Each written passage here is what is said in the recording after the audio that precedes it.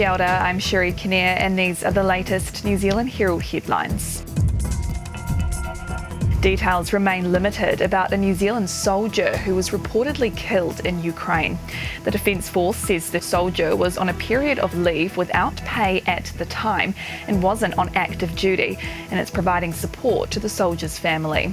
Defence Minister Pene Henare has expressed his condolences to the family, friends and colleagues of the soldier. There's little information surrounding the death at this stage. The government has increased the amount of money it spends on polling, surveys and market research. Figures from annual reviews show agencies spent $28.7 million on surveys in 2020 to 2021, compared to $13.7 million in 2016 to 2017. Recent polling has included asking people their reaction to the COVID response, but National says government departments need to ensure they're meeting the needs of the public. Meanwhile, the government's being forced back to the drawing board on how to pay for New Zealand's roads.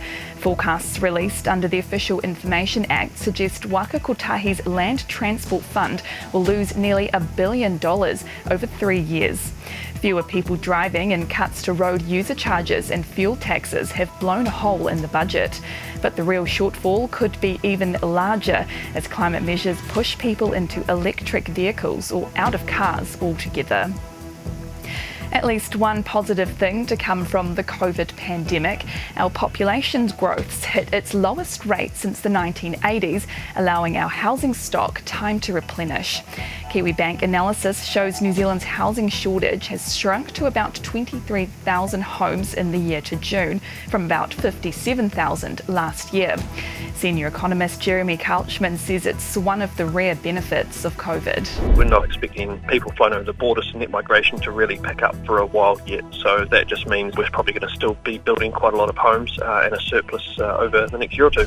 Just a few days on from the latest protest at Parliament, it's been revealed that the 23-day occupation of its grounds earlier this year cost police $3.7 million. More than half of the 2,309 police deployed to the anti-mandate protest came from outside of Wellington. Figures released under the Official Information Act to One News show more than $1 million was spent on accommodation. Another $1 million was spent on staff expense claims, $670,000 on travel, $290,000 on food and nearly $500,000 on equipment. And there's scepticism about whether the latest move to shake up the supermarket sector will work in practice. The two main supermarket companies, Woolworths and Foodstuffs, will now be forced to provide competitors with fair access to their products on wholesale terms. The new Grocery Commissioner will also be able to force supermarkets to drop prices and issue fines if they don't comply. But Retail New Zealand Chief Executive Greg Harford says he isn't convinced the plan will create a viable new competitor. The idea that someone's going to come into the market here in New Zealand, want to sell the same product as people who are already in the market and be able to do that at a better price just seems a little bit odd to me. And those are the latest New Zealand Herald headlines. For more and to stay up to date, head to nzherald.co.nz. Kia pai te rā.